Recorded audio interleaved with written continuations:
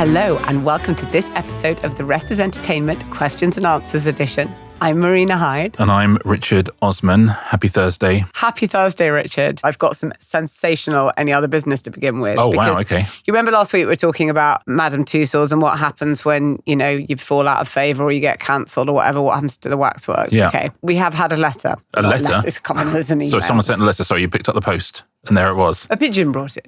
Dear Richard and Marina, I greatly enjoyed your recent discussion about what happens to Madame Tussauds waxworks once their subjects have fallen from fame or favour. For a time, I worked as a serial killer in the Scream Scare Maze inside the old Chamber of Horrors at London Tussauds. An actual serial killer? Yeah, a generic one, I think. Okay. It doesn't name the killer. We would often repurpose retired figures to quietly haunt the scenes. If you ever visited and spotted Hannibal Lecter behind glass, surprise, that wasn't Anthony Hopkins at all, but a shaved Nick Faldo. There's more to this letter, but I can't. I have to honour that. Sorry. A shaved Nick Faldo was Hannibal. Wow. A shaved Nick Faldo as Lecter. I really want to go back and see if there's any pictures of that particular attraction just so I can look at it. Because I've told you before, one of my favourite happy places is the personal life section of Nick Faldo on his Wikipedia entry. And because I knew I was going to read this out to you, I've just had a look at it, by the way. It's been cleaned up. It's missing everything. What did it used to have? By the way, Nick Faldo was an 80s, 90s golfer for anyone listening without I mean, Britain's greatest golfer. Challenge me. Don't actually, because I want to tell you about the bit where his ex-wife says, okay. Socially, he was a 24 handicapper.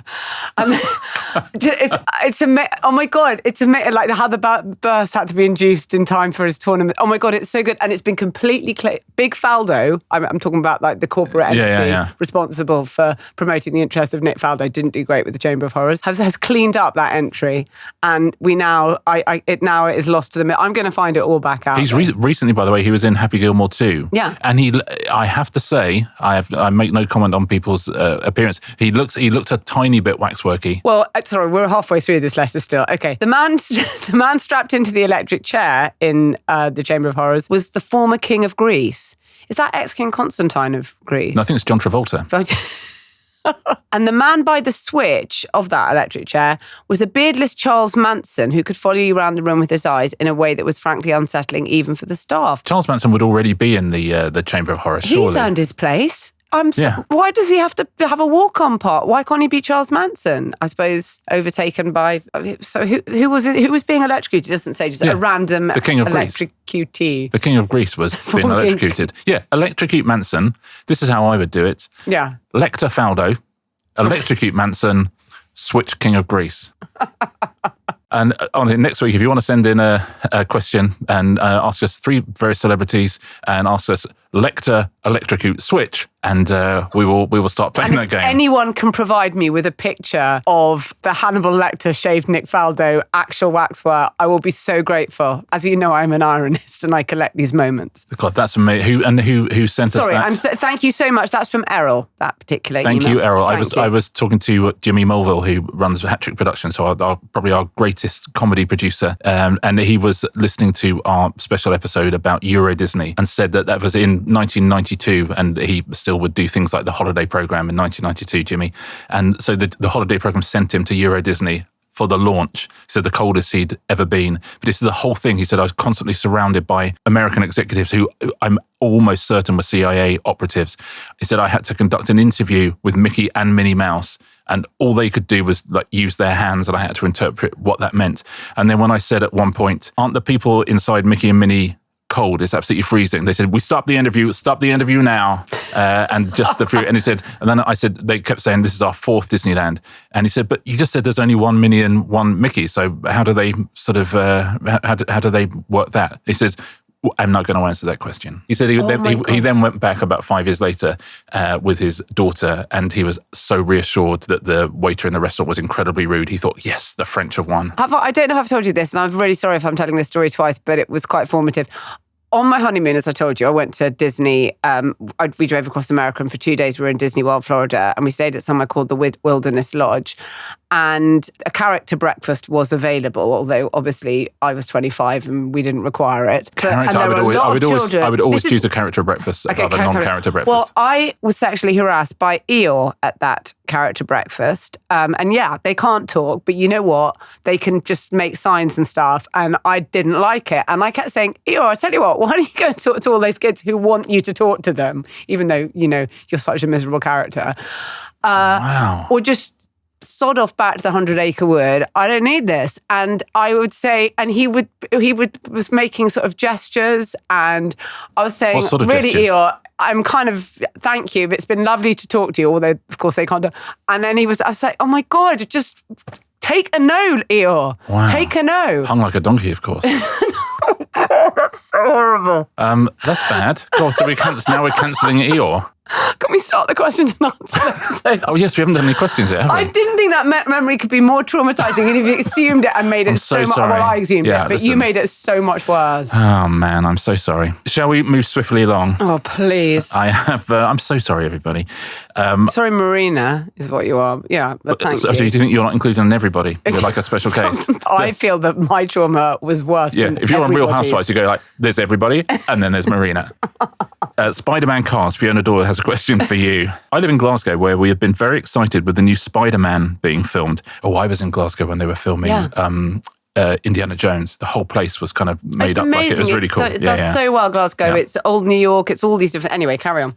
Anyway, Fiona says, I have a question about the cars they use. They have lots of American cars. Do they ship them, or is there a warehouse somewhere? Also, so many were wrecked and smashed up. What happens to them? All those stunt cars are very interesting, and there are specialist hire companies. They used to have a place which I had gone to, the London Motor Museum, which used to have so many things, and it had one of the original Batmobiles from the Adam West thing. They had one of the DeLoreans. They had Herbie. Did they really? Yeah, they had Mr. Bean's Mini. Owing to a financial dispute whether they were operating as a business or just as a not as a going concern, they were shut, so those cars went to various different places. But I think most of them are in Bewley, by the way. The Bewley Motor Museum is one of my favourite places in the whole world. In the New Forest, if you're ever down in that neck of the woods, I absolutely love it. I used to go there when I was a kid. We used to go camping in the New Forest, and we used to go to the Bewley Motor Museum, and I've been recently as well. And Bewley itself is beautiful, but the Bewley Motor Museum, they've got all of those cars. It's like the whole history.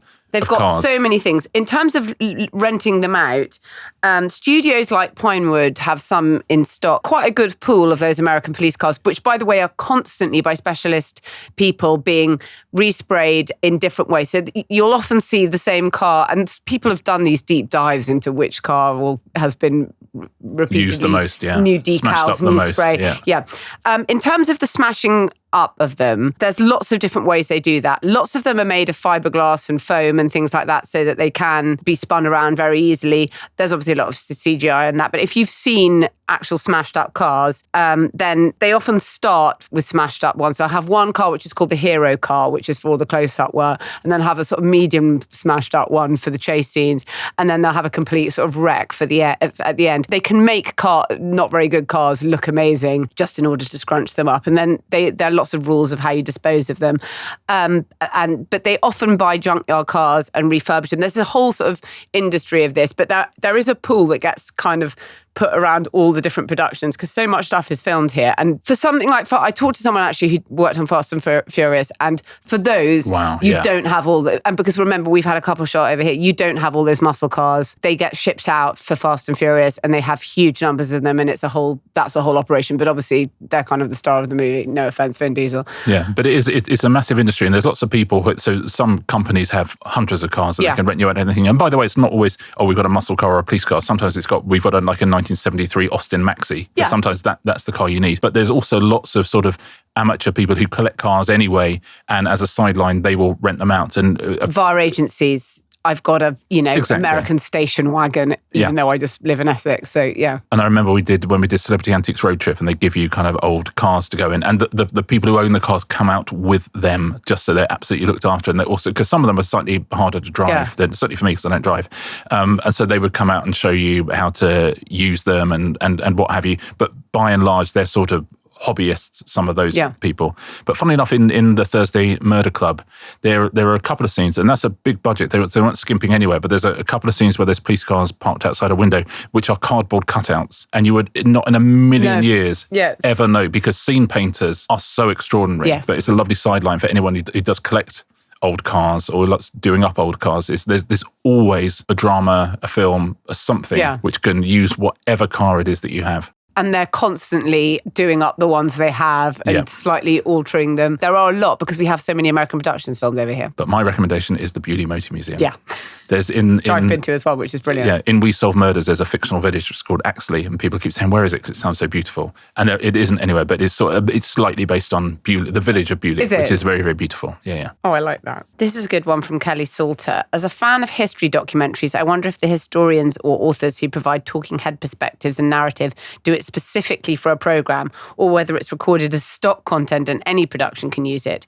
Does it mean there's a risk of an esteemed historian, such as the wonderful James Holland, my personal fave, being used in a less than accurate documentary? Thank you very much, Kelly. I thought as James Holland is Kelly's personal fave, I thought maybe rather than answer it myself, we get James Holland to answer it. Very good. He obviously records the We Have Ways of Making You Talk podcast with Al Murray, who I bumped into on the street the other day. Had a lovely chat, but he had nothing to say on this particular question. But I'll tell you a man who does, and that is James Holland. So here's James, Kelly, answering your question. Well, they are absolutely recorded specifically, Kelly, and I've got to say they're absolutely awful. They're torturous, and I can't bear them, and I've made a solemn vow never to do it ever again. Because basically what happens is you go into a darkened room somewhere in a hotel or a warehouse in London, for example, and you're asked to contribute to, let's say, 3 to 6 different programs. You've got to know absolutely everything. You're asked maybe 200 questions in one day. You're underpaid, and you have absolutely no control over it whatsoever, which is one of the reasons why my great pal Al Murray and I do our podcast, because it means that we can go into the enormous detail on the subjects that we want to from our period, which is the Second World War, and cover it on our own terms, in our own way, and have complete control over the material. I enjoyed the seagulls over his head while he was saying that, the noise of it. And also the observation that you're made to sit in a warehouse.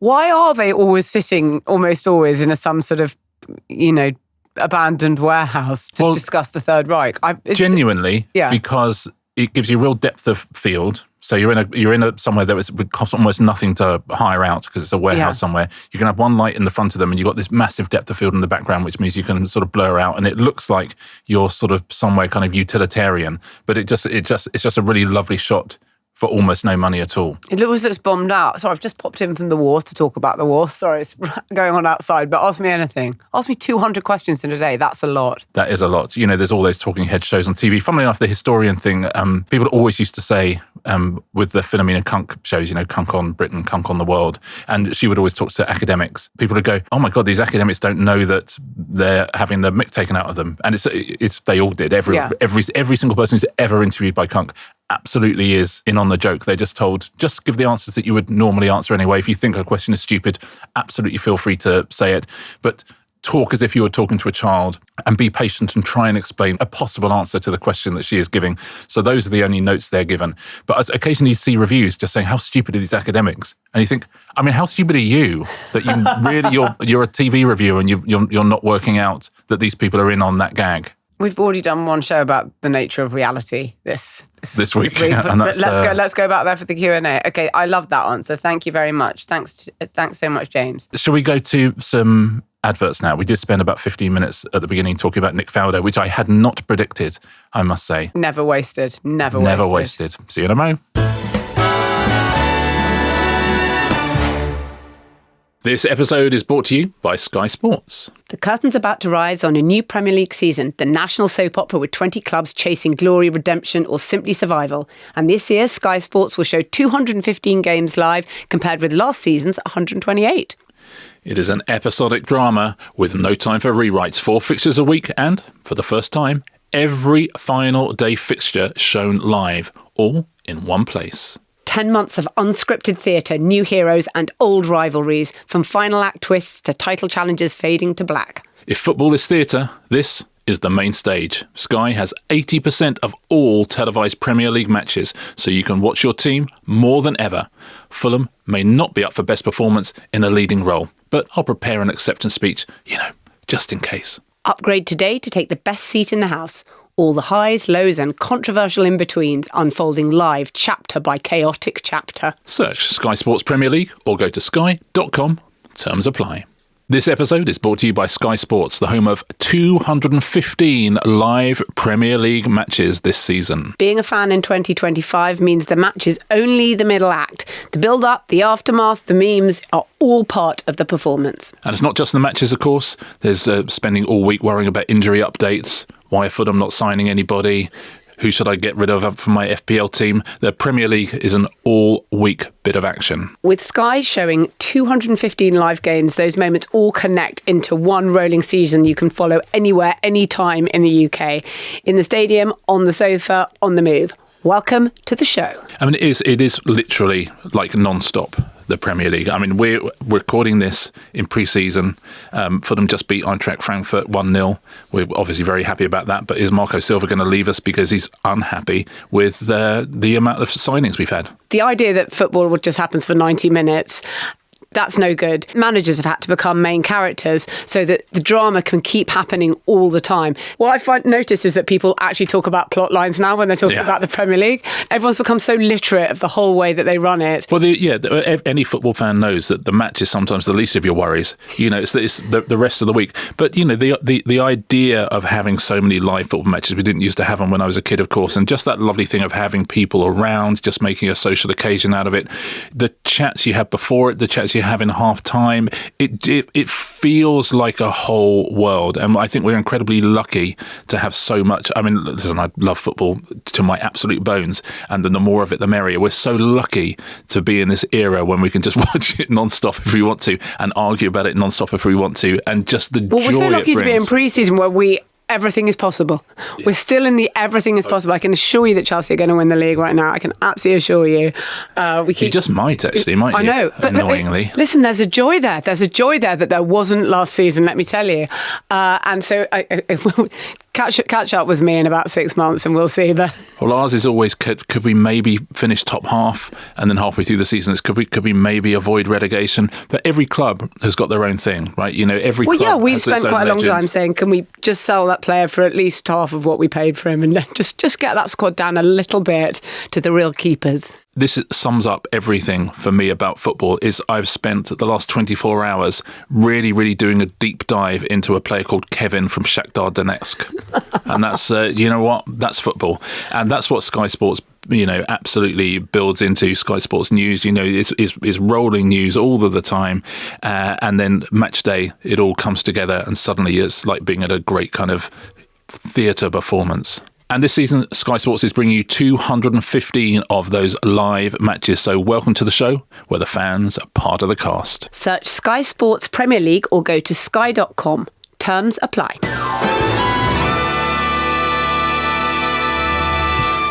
Welcome back, everybody. Marina, Tom Frost asks, when filming shows like Friends, do the live audience watch the scenes in the order they are shown once the show is released? I've noticed they laugh at lines which reference jokes or bits from earlier on in episodes, which makes me think it must be filmed in order.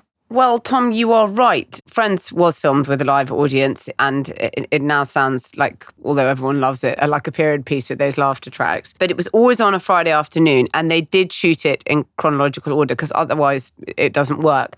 Having said that, it takes an incredibly long time to film a half-an-hour episode of television, and it took 6 hours, which is actually quite good going. 6 hours? Well, that's quite good going. Think how long it takes to film half an hour of something that hasn't got a studio audience. Yeah. It takes about 8 days. House of Games we do in, I'd say, 48 minutes. You are a pro there. Yeah. You are an absolute pro. I mean, it may not last as long as Friends, but it's quicker. I'll say that. Yeah.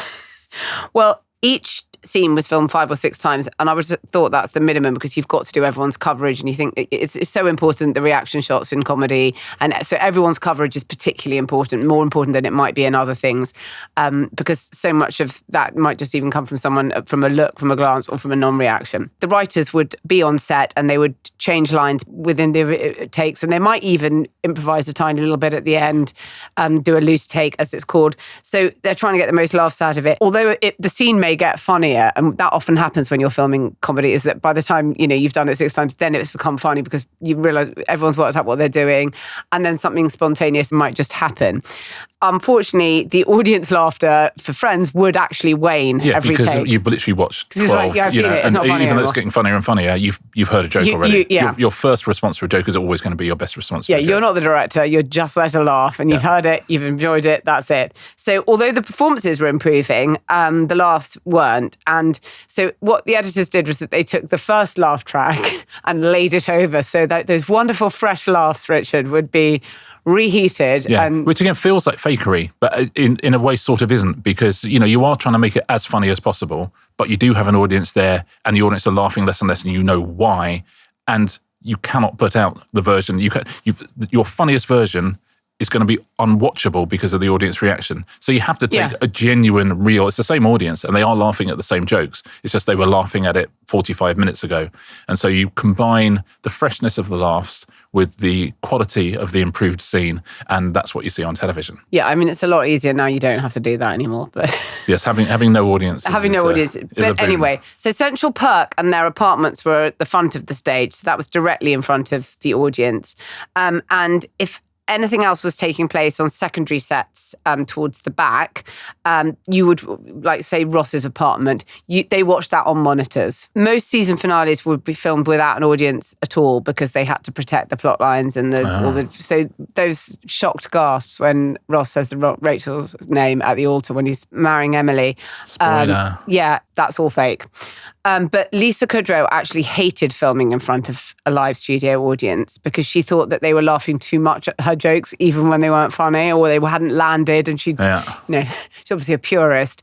And so it used to take a lot of her energy not to snap at the fans for laughing too much at her. Wow. In America, you get paid to be in an audience as well. Yeah. Over here, you don't. It's in return for getting in free, you have to sit there for 3 hours or whatever it is. But in America, because they're very aware, certainly in that era, of how important an audience was, you get paid. So you would sit there for 6 hours and you would applaud wildly when you were told to applaud because you were getting paid to do it, which, by the way, doesn't mean the laughter is faked because you're watching Friends, and that's an amazing thing to do. But certainly for the last 2.5 hours, the fact that you're watching Friends may have paled a tiny bit, and that's the point at which the money kicks in. 6 hours in, the Danny Dyer Strictly observation slot.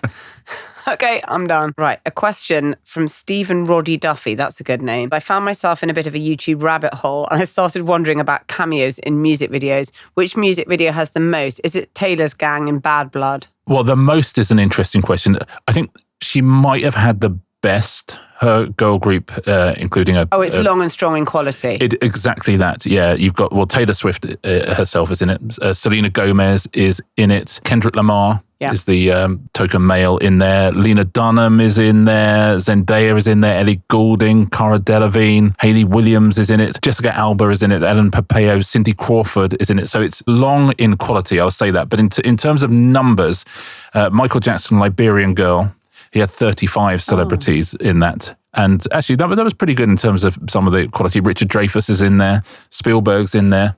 My mate Whoopi Goldberg is in there. John Travolta, Weird Al Yankovic is in there. Lou Ferrigno, the Incredible Hulk as well. And Corey Feldman. I mean, that ages it a tiny bit, doesn't it? I want to talk about him next week, actually. Corey Feldman. Michael Jackson. This has reminded me. Carry on. Okay, oh, good. That's 35 in that. The Beastie Boys Fight for Your Right Revisited. Yes. So that was Adam Yauch when he was going through chemotherapy before he sadly passed away. He wanted to celebrate the 25th anniversary of Fight for Your Right to Party. And there's like a 30-minute epic version of that with all sorts of people in it. You've got Elijah Wood, Danny McBride and Seth Rogen. They're playing the Beastie Boys. You've got Stanley Tucci, Jack Black, Amy Poehler, Will Ferrell, all sorts of brilliant people in that. It's a sort of very scrappy kind of SNL type skit, but it's 30 minutes long. It's just before Adam Yauch died, so it's very, very much worth looking at. But in terms of numbers, it's a recent one, which is the Charlie XCX video for boys, where she's got 75 cameos in that. I'm going to say some of the cameos aren't as strong as in some of the other videos, but if you purely want an answer in terms of numbers, it has to be this. There's Joe Jonas is in it, Stormzy is in it, Tiny Temper, Will.i.am, Carl Barrett from The Libertines. As I say, it's not all Richard Dreyfuss. Does it fall away after Riz Ahmed? No, it's all good. No, Tom Riz Daly Ahmed. is in it. Mark Ronson is in it. Ezra Koenig from Vampire Weekend. I think they filmed lots of cameos at Coachella as well. So anyone who played Coachella was in that video. So Charlie XCX Boys with 75 is the most cameo-laden video of all time, unless one of our listeners knows otherwise. But beating 75 will be going at 75 is a lot. That's a lot. That's a lot. It's a lot. That's like the song's what, 3.5 minutes? That's like Happy Gilmore too. Yeah.